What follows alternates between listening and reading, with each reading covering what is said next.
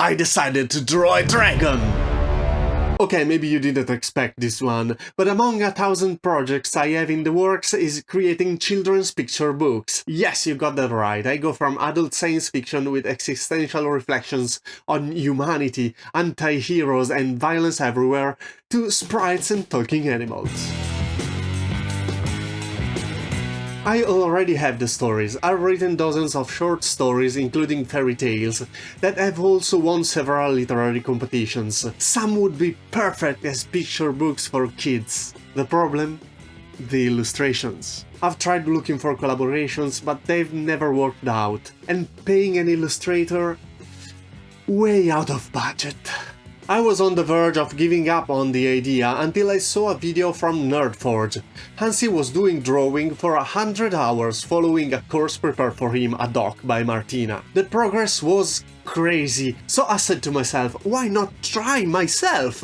I know it sounds crazy, I'm not an illustrator. However, you don't need to be Paolo Barbieri to illustrate a global phenomena as the Gruffalo. So here I am, I decided to take the plunge, 100 hours of drawing to illustrate my fairy tales. I actually don't expect to be able to illustrate children's books after these 100 hours of study, but I expect after 100 hours to be pretty sure if I can do that in a reasonable amount of time. Hansi and Martina from Nerdforge were so kind to put in the description of the video all the tutorials Hansi followed on YouTube. So let's start with some perspective studies. Actually, the first tutorial is about shading and focuses on making spheres look realistic with light coming at 45 degrees. Then learning to consider the reflections of the colors of nearby objects, which is useful, even if everything I draw will be in black and white. Let's move on drawing cubes with 1, 2 and finally 3 vanishing points, which greatly enrich the perspective. I've seen tutorials of people using 4, 5 and even 6 to create very complex illustrations, but I think I'll stop here for now. The first real drawing aims to sketch houses with a single vanishing point. In a burst of creative inspiration, I decided to add a sailing ship. I hope no one is crazy enough to launch it and sail it. The stairs went better. I found it a very relaxing study, as was the house on the hill, although at a certain point the tutorial started doing complex things with the background and I couldn't keep up. Never mind, the exercise was about the house with 2 vanishing points. There will be time in the future to learn how to draw artistic landscapes.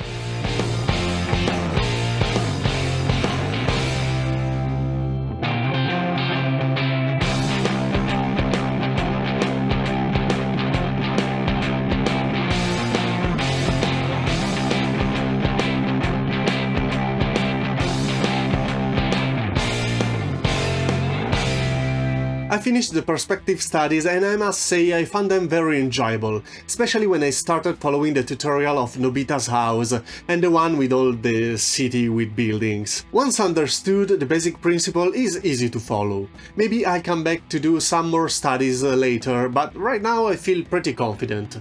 It is time to deal with everyday objects and help animals. The first tutorial in this section focuses on learning how to draw complex subjects by breaking them down into simple shapes, such as circles, triangles and rectangles, so that you can tackle the difficulty one step at a time. So we move from ketchup bottles to leather shoes to thick feathered sparrows, from soda cans to flies, finches, brats and a whole host of other animals.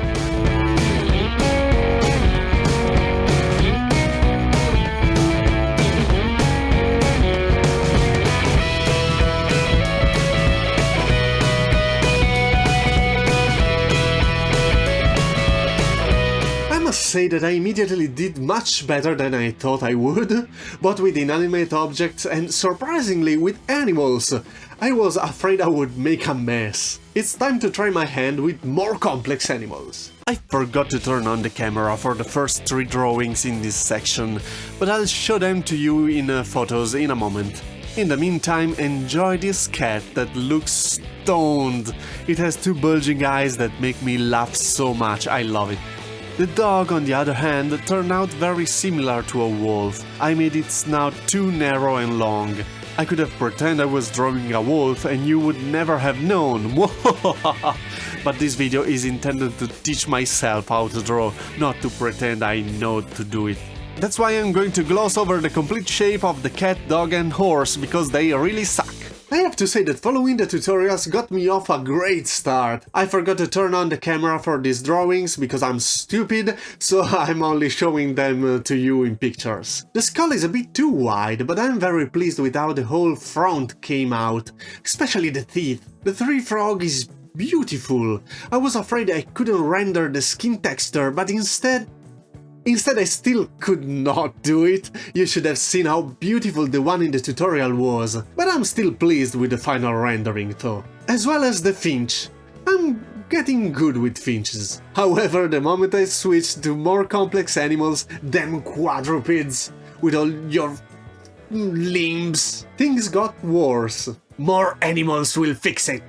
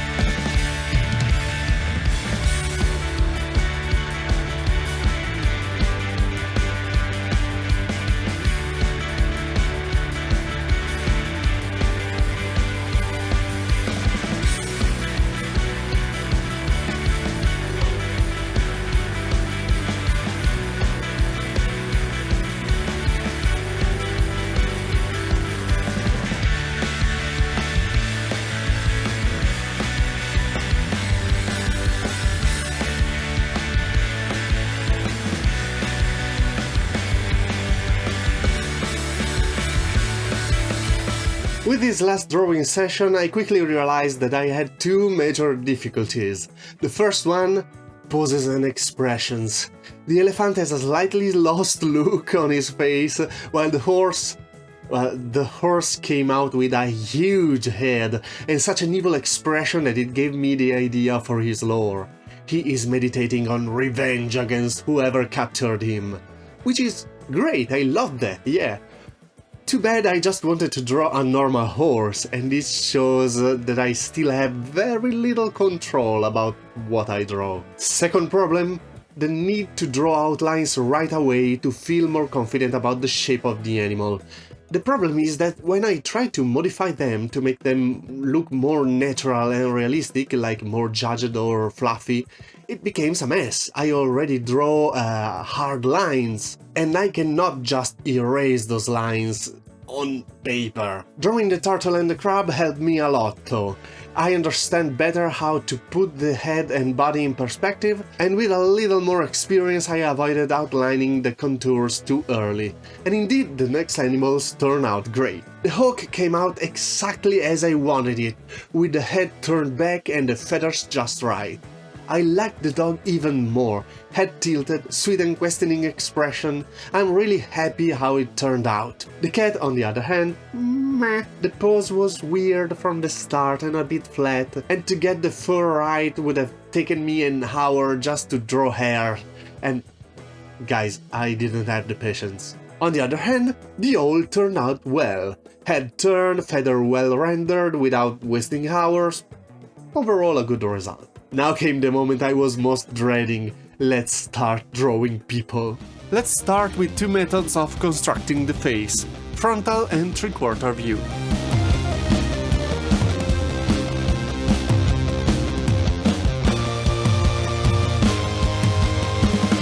Let's gloss over the first two portraits, which are unspeakably ugly. The third one, on the other hand, well, the third one is ugly too. So is the fourth one.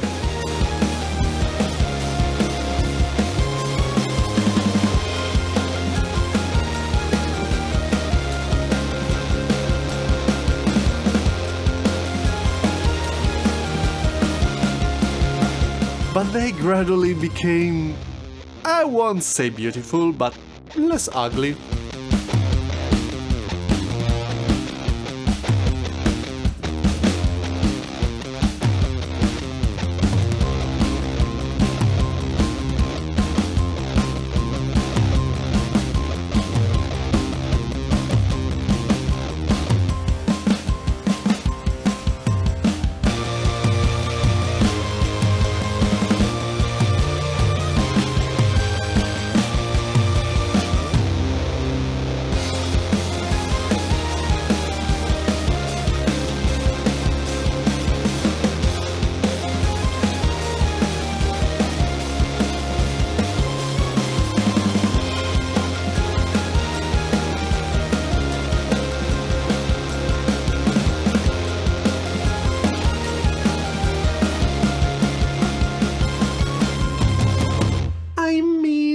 At first it was a bit of a disaster, I won't deny it.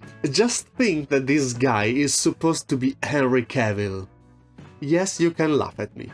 There are a few tutorials I didn't like, too rushed and sloppy. I won't include them in the list in the video in the description because I really had the feel that I was wasting time. Once I got some experience with the Loomis technique for building the head though, I stopped drawing two different perspectives for the two sides of the face.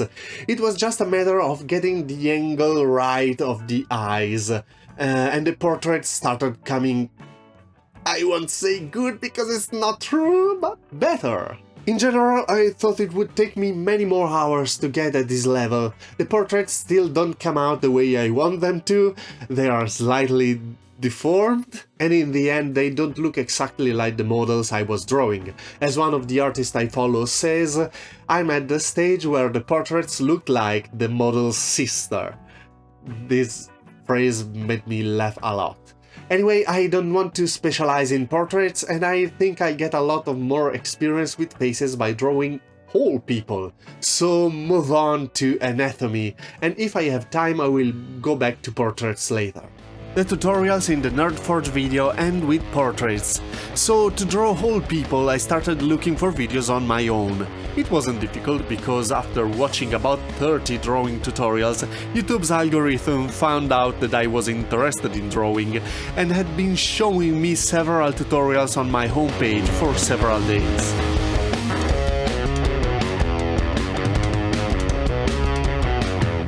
I knew this was going to be the hardest part along with the portraits.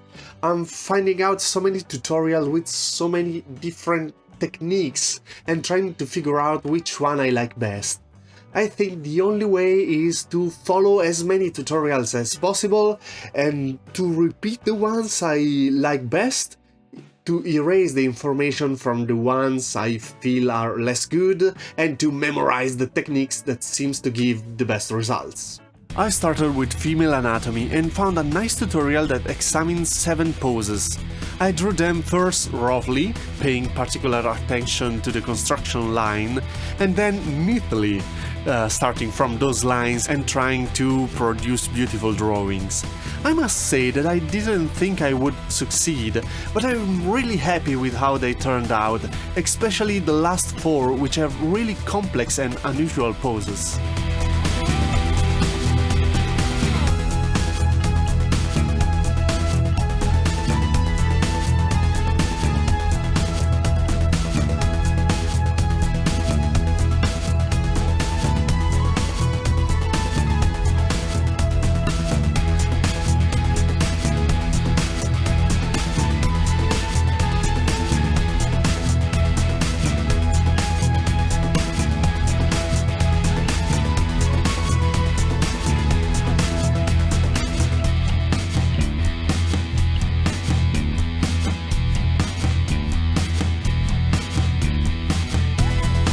Then I followed a tutorial aimed at drawing 6 women with different physiques, from the front and back, starting with a standard physique,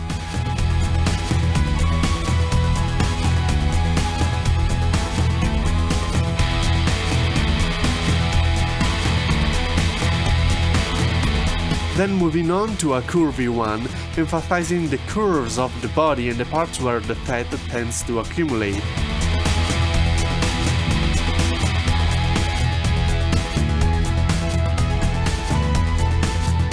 Then to an athletic one, highlighting the musculature.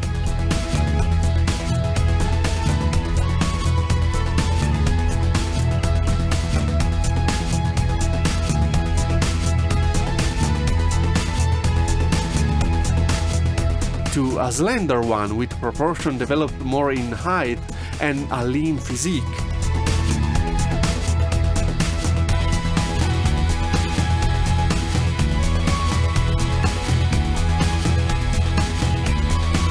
And finally, instead of focusing on shape, we focused on time and drew our model as a child and teenager.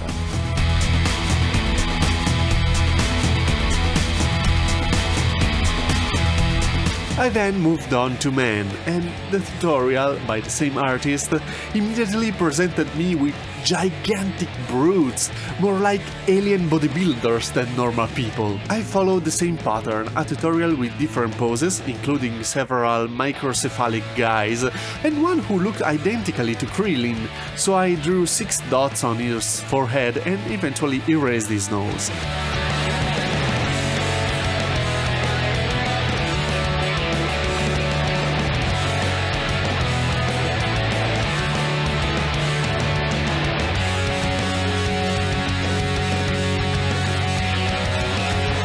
And then a tutorial with different frontal poses, including a muscular beach bully,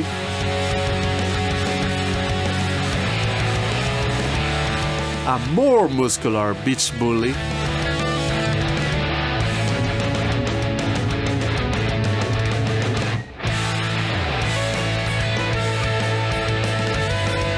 a kind of a lanky zombie,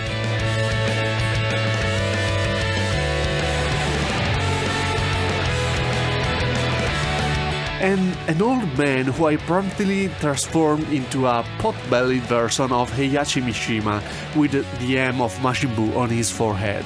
A sumo wrestler?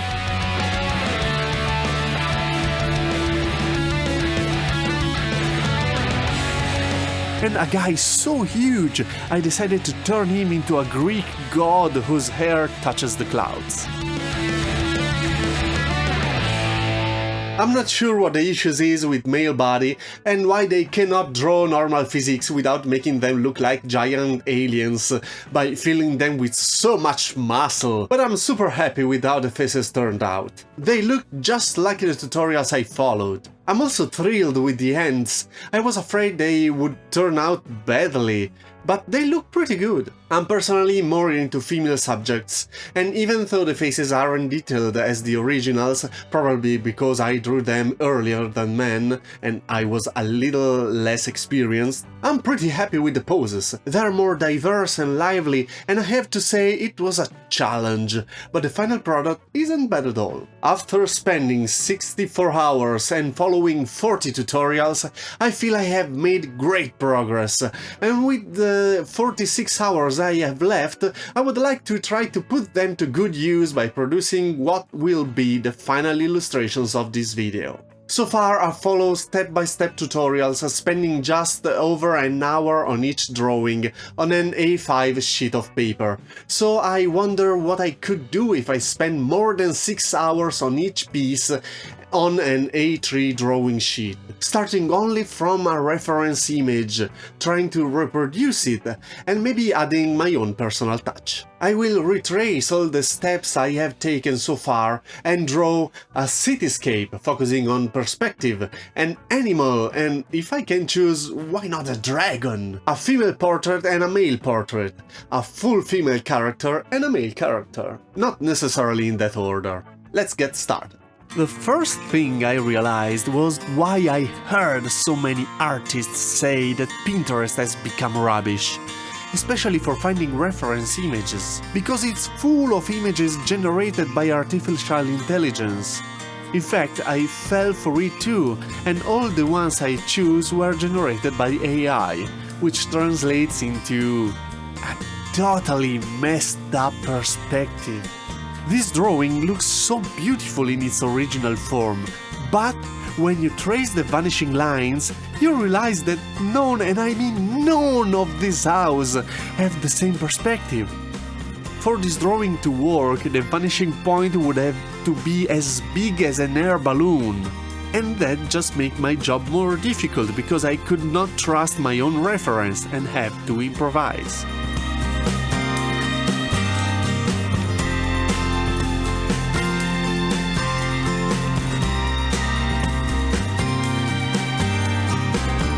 At a certain point it became clear to me that I had lost my patience. I mean, it was supposed to be a drawing to test my perspective skill, not my ability to draw roof tiles. 100 of them roof tiles. At this point I couldn't take it anymore, which is why the roof tiles of the houses on the right are more slapdash.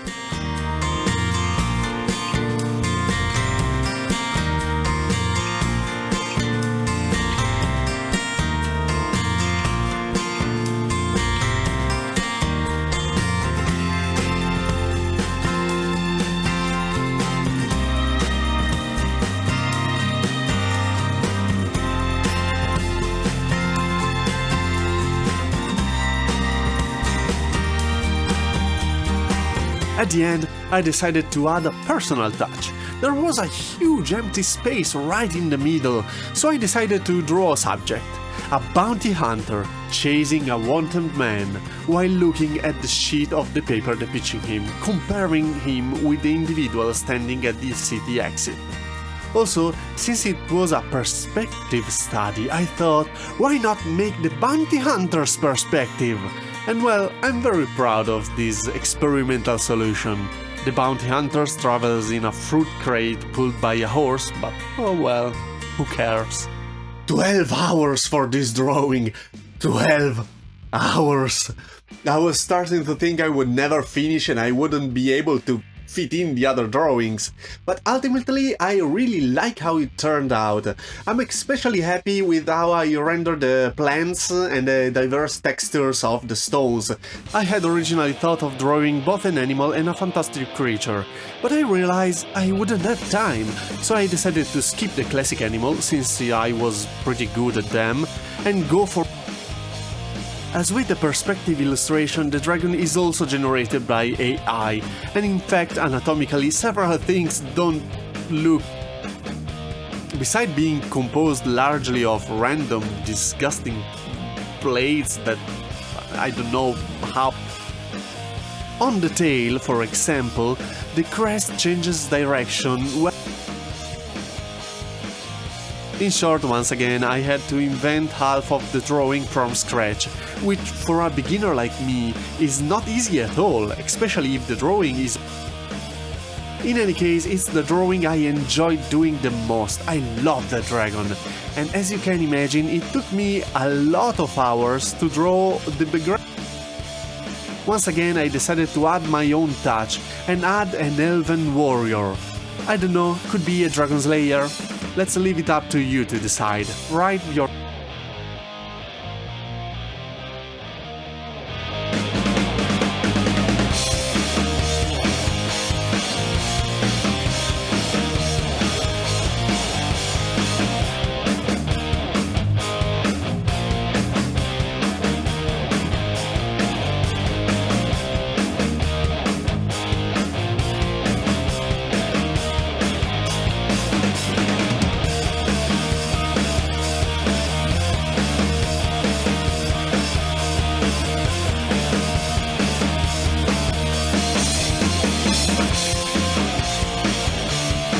In In addition to the dragon, which I like from the tip of its tail to the tip of its snout, and from the tip of its right wing to the tip of the left one, I am particularly pleased with how I rendered the pond and the bushy shrubs on the right and the dried up ones on the left. Also, even though the elf has somewhat a static pose, I'm happy with how I managed to fit her into the composition.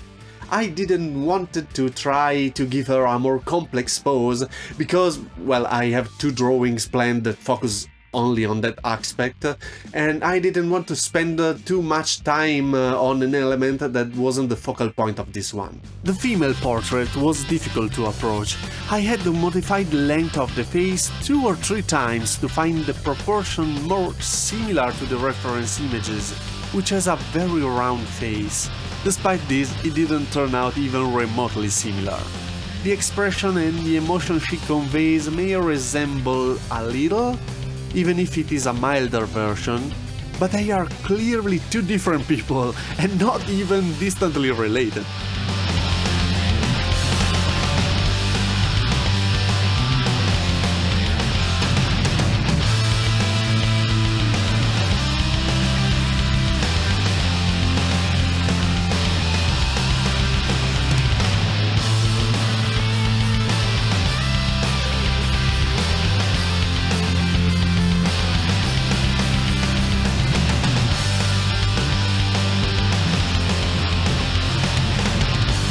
Although it's not at all a replica of the original image, and I think I could have worked better on the hair on the right side, I like how I render the curls on the left side, and how the eyes turns out, and in general the hardness and determination that shines through her expression. Approaching the female character's posture was even more difficult than the portrait. It took me over an hour just to get the proportion of the head, body and legs right, and another hour to give a sense of depth and three-dimensionality to the arms stretched out with the bow, which I wanted to make look as if it was coming out of the paper.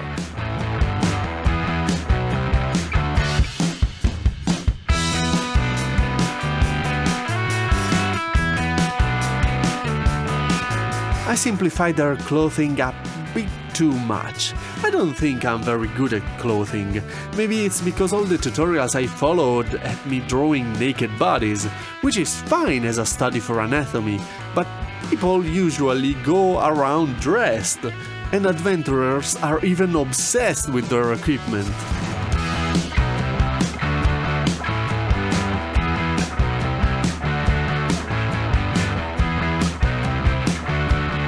I love how her hair came out blowing in the wind, but this euphoria was short-lived when I started drawing the trees. So small, so many trees. There must be 100 trees in this drawing. There should have been more, but as with the tiles in the perspective drawing, at a certain point I was going crazy. And as it wasn't even the point of the drawing I was doing, I decided to just do it quickly.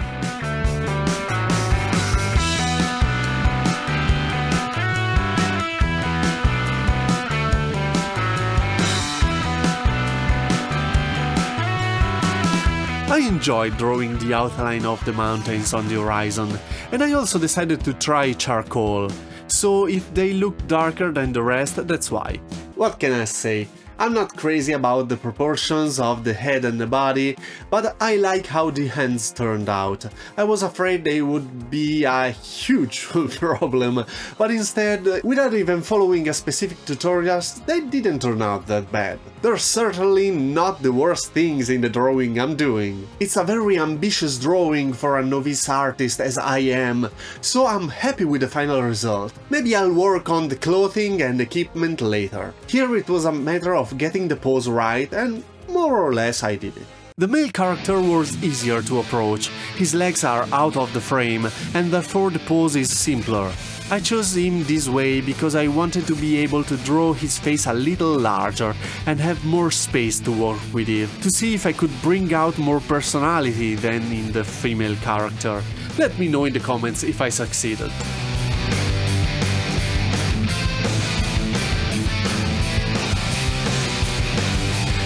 I decided to equip him with a spear of light to fill that corner of the page, because I was tired drawing rocks, and it seems like a more fun and different way to personalize this old wizard, who came with a much more good-natured expression and a much more friendly and rounded face than the grim and sour old man in the reference image.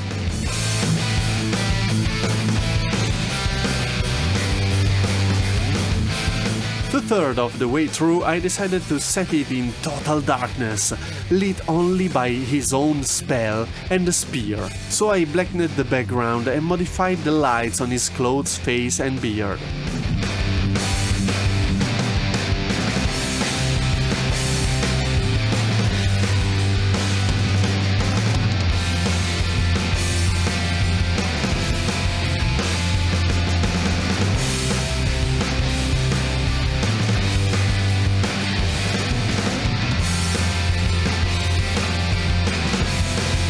What can I say? I really like how it turned out. The raised hand is not one of the best I've drawn, but it turned out pretty well. And before I started drawing, I was very worried of being doomed to only draw characters with their hands in the pockets. So that's really good that I am able to draw hands on the forehand of the drawing without having to cringe at how it looked. The clothes look really soft and drape naturally over the belt, and the light on the beard is my favorite detail. The pose is perhaps a little static, but it was also in the original drawing. I only regret not to be able to render the twisted torso very well, but the situation isn't that tragic. With only 2 hours left on the clock, I figured I would exceed the 100 hours with this drawing. And in fact I reached the goal just after I outlined the subject properly. But at this point it would have been really sad to leave it that way, and besides, the most fun part was still missing. So I continued, reaching a total of 103 hours.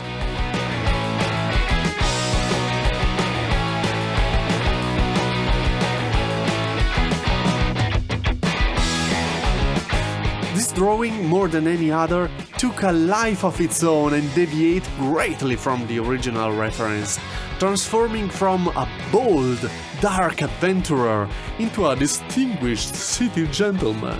It has its charm, I won't deny it, but here's the thing.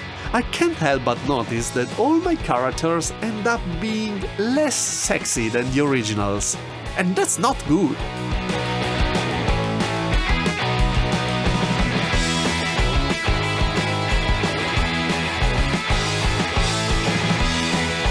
I really like the hair in this portrait, especially on the left side where it falls on the face and partially covers the eye. And I'm starting to get pretty good at drawing eyes and noses, but I'm not satisfied with mouths. Maybe in the future I'll focus on portraits and the various parts of the face, so mouths, noses, eyes, ears and also hair. I know that a portrait should be judged by the face, but I really love the hand, how the hand turned out, and I managed to convey the force with which he's pulling the shoulder strap, stretching the leather strap. I also really like the button. In a couple of seconds I created a really nice 3D effect with also the engraving on the button. I really love that button. I did the rest of the clothing quickly as it wasn't the focus of the drawing and I already exceeded the 100 hours, so I had to be quick. Finally, the beard is very different from the wizard's and I was afraid it would turn out awful, but in the end I made it quite well. It took me 3.5 months to make this video. It was a great journey and I learned a lot. Do I consider myself skilled enough to illustrate children's books? No, not yet.